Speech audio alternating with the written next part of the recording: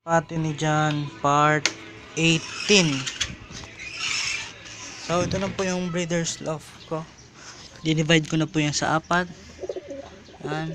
1 2 3 at 4. Bagong ligo ata to eh.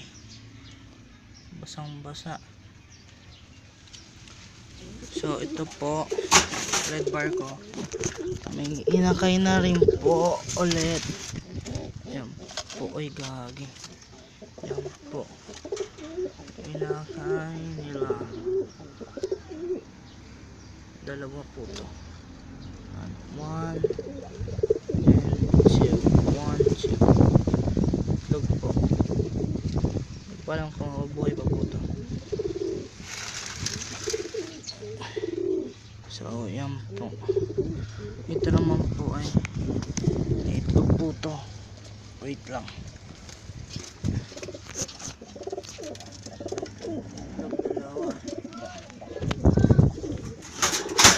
Dito po wala po. So, dito po yeah.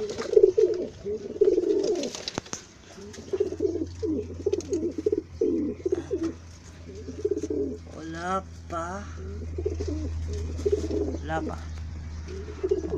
Malapit na rin itong mga itlog. Yung pliers loaf ko dito nag-iisa pa lang po siya. So ito po yung anak ng ano ko po, ng red bar at checkered, yung may inakay po ngayon. So siya pa lang po yung nandito. At sana managdagan ko na para papalipad ko na sila yung trap to. Yan po magulang niya. Mga malalupit na yan. So yung stock bird ko naman ay dito. At naging breeder na rin po. Yan po yung mga stock bird ko. Pati po may itlog. Yeah. Wala pa rin. So magpares po yan. Dalawa. So ito naman po stock po talaga yan. Ito po yung pares. So yan po. Ito po yung mga sing-sing ko. Dapat na lang. Una na lang sinong malalagyan. Lahat po yan page 17. At ito naman pong calcium, ilalagay ko po sa tubig nila sa breeder para di po kumula yung para sa itlog. Ito naman po yung pagkain nila. Pinaghalo ko pong maxi breeder at ordinary concentrate. So yan po.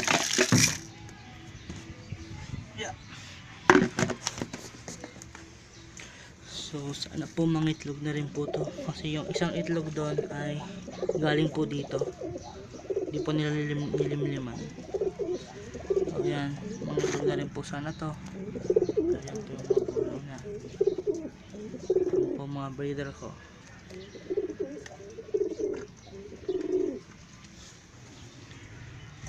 So yun lang po, maraming salamat.